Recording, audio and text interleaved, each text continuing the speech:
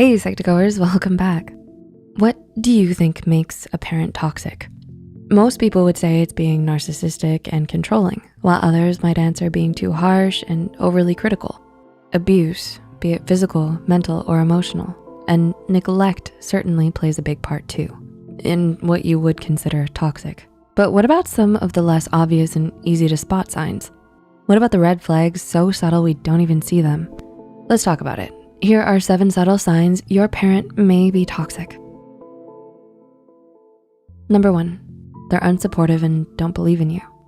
Have your parents ever been unsupportive of something you wanted to do or discouraged you from doing the things that make you happy? Do they belittle your dreams and undermine your accomplishments?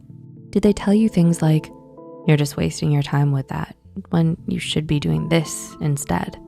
While it's normal for parents and their children to disagree, a parent should never make their child feel like they're not good enough to achieve their dreams or that what they want doesn't matter. Number 2, they expect the worst from you. Another warning sign that your parents are toxic for you is if they're constantly expecting the worst from you, breathing down your neck and jumping at the chance to see you mess up. They don't afford you any freedom to make mistakes and learn from them because they immediately jump to the worst conclusions about you. They can't forgive you for your past mistakes and refuse to believe that you've changed, or at the very least, that you're trying to. And their lack of support and low expectations do nothing but hold you back even more.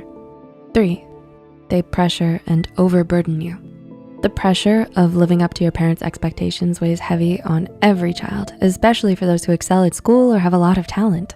Parents often push their children to work hard and do their best because they want to see them realizing their fullest potential, but there's a difference between encouraging your child and overburdening them. So if you feel a lot of pressure from your parents to be the very best at everything you do because anything short of perfect would be a terrible disappointment to them, then they're doing more harm than good to your mental health. Number 4, they make you the parent. Do you often feel like the roles have reversed between you and your parents, and more often than not, you're the one who ends up taking care of them? Parents who are neglectful, careless, and irresponsible leave their children to pick up their slack. And having to grow up before you're ready and be the parent at a young age can have a lot of negative repercussions, such as elevated levels of anxiety, depression, and neuroticism.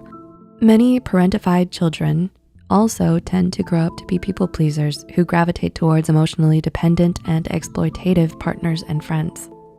Number 5, they're emotionally dependent on you. Another subtle sign that your parents are toxic is if they're emotionally dependent on you.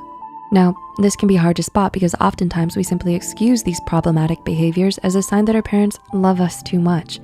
But when they start to become too clingy, needy, or possessive, to the point where it seems like you're their one and only source of happiness and fulfillment, and should therefore be at their constant beck and call, it traps you in a vicious, unhealthy cycle of codependency that sucks all your time, attention, and energy. Number 6, they don't communicate with you. The foundation of any strong, positive social relationship, communication. Communication is an integral life skill for anyone to have. But if you struggle to express yourself and speak openly about what you think and feel, it might be because you grew up with parents who struggled to communicate with you.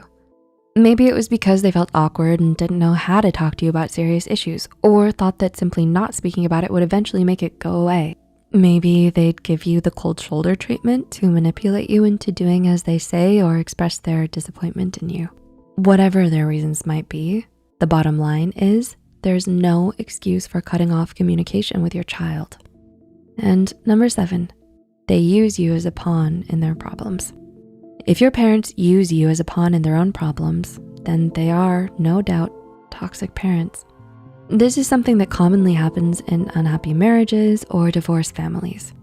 Often parents will argue with one another about who knows best for their child, who their child likes more, who's the better parent, and so on, and treat you more like a bargaining chip than a child. So do you relate to any of these things we've mentioned here?